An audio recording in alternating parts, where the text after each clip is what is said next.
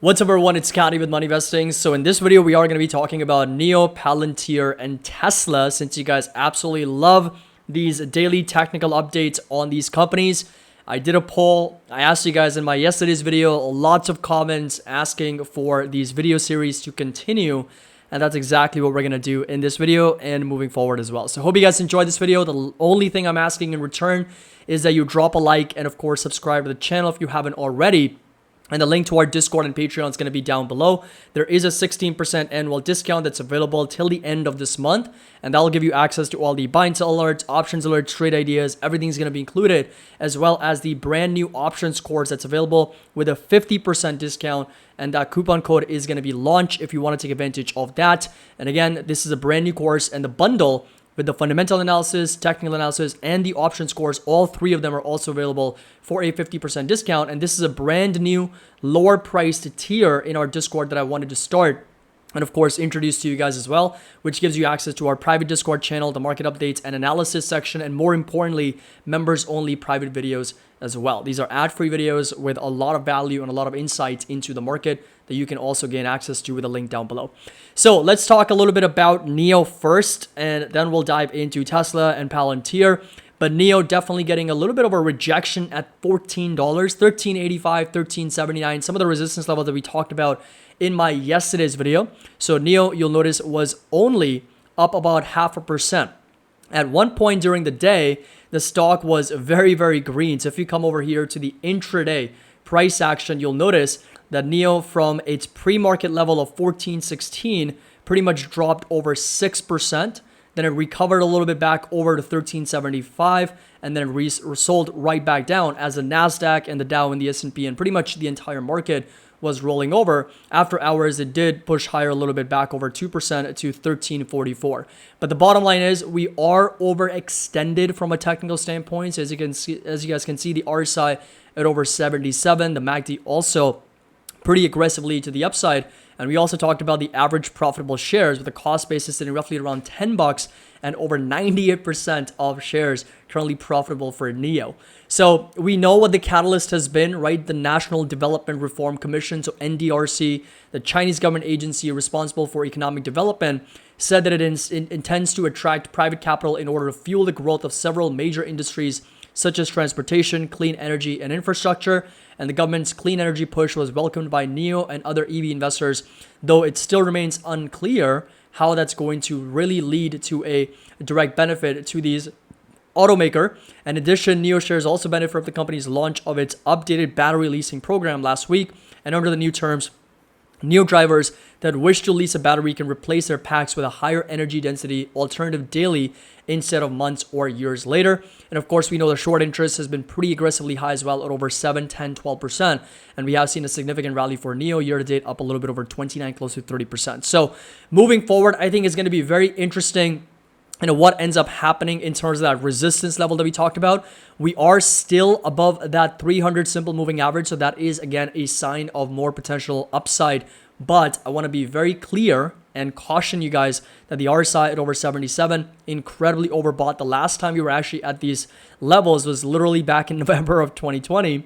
So this is the first time in over almost 3 years that the RSI for NIO is at these extreme levels. In fact, you can even go back as far as June 21. So a little over 2 years ago, we were seeing the RSI at those extreme levels. And that was, again, that lower high that we got tagged at, and of course immediately started selling off down over 40%. So does NIO have more potential upside here? Sure. I mean, in my opinion, if it does break out over 13.75, yes, it has more potential upside. This is really the gap that it would come up to filling in.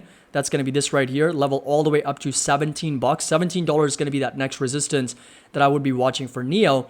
But of course, if there is some selling pressure like we saw today, intraday sell-off of a little bit over 6, 7%, definitely some profit takers out there. Again, 98%, 99% of shares are currently profitable. So it's only obvious that there might be some profit takers for NIO at those prices. And not to mention that we have gone rejected here exactly going back as far as December 22.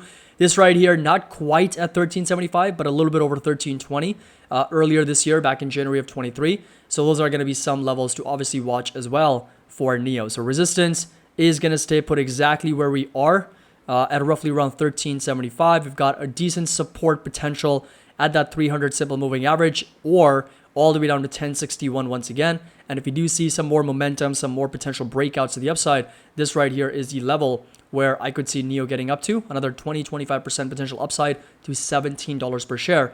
And that's when I expect a bit of a pullback for NIO. Now going over to Palantir. Palantir on the day was also down 1.7%. There is still a negative divergence for this company. And I also wanted to go over some earnings expectations. So the EPS expectations are 5 cents per share with a revenue of just over $532 million, which would be some decent growth on a quarter-over-quarter basis. And then if you compare that to second quarter 22 numbers of 473 million, so if you do 532 divided by 473, we're looking at a growth of about 12.5%, which would actually be the lowest growth Palantir's posted in the last 5 quarters. But again, they are kind of dealing with some macroeconomic headwinds, and it is a B2B business, which is far more difficult to grow than a business to consumer business. My fair value, as you guys already know, both for NIO and for Palantir is sub $10. So those are going to be some prices that we are paying attention to if and when these stocks actually trade below those levels.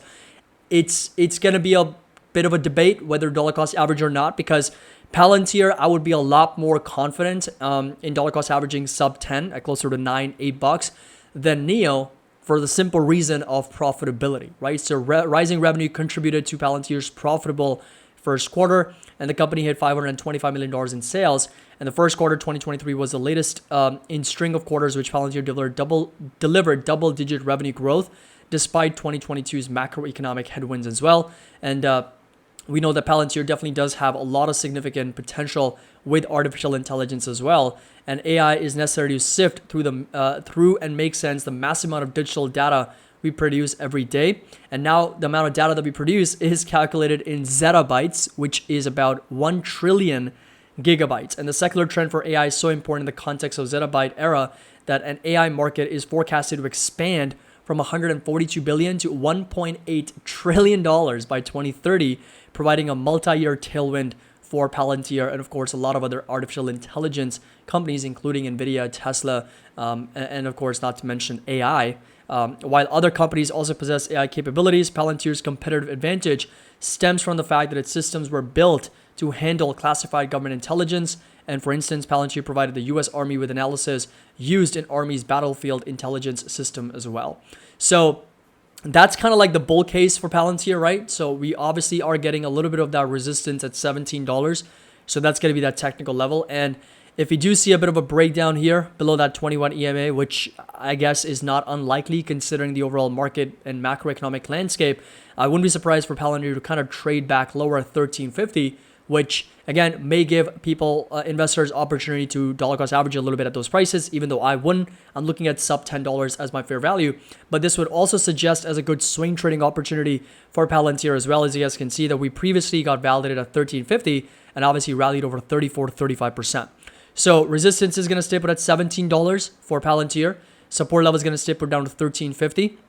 All the way down to this green rectangle is where I would be interested in dollar cost averaging a little bit more into Palantir as well. I did have some covered calls that did expire in the money, so I did have to get rid of some of the shares. So I'm looking to kind of add more, but once again, at lower prices and at better deals, because fundamentals are what matters long term. Fundamental analysis, which includes your financial statements, which includes your cash flows, profitability, revenues, earnings, margins, fair value, discounted cash flows, discounted earnings.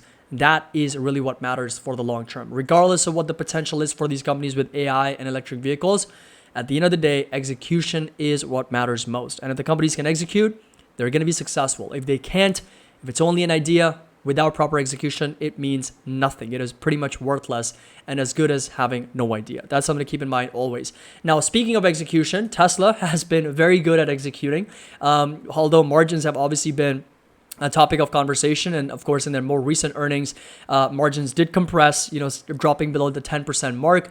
That resulted in the stock to sell off over 9% on that day. Then we consolidated sideways a little bit and down another 3% on the day today. Not to mention the intraday sell-off for Tesla was over 4.75, almost 5%. So this right here is the entire intraday pattern, intraday chart, which does seem a little bit more on the brutal side, down over 5.33% intraday from market open to market close, which definitely does suggest there was a lot of selling pressure for Tesla. So that being said, as I've already mentioned before, I think 240 is going to be a level to watch for Tesla. I think it can definitely, most certainly get down to that price and then sort of like start to stabilize a little bit at those levels.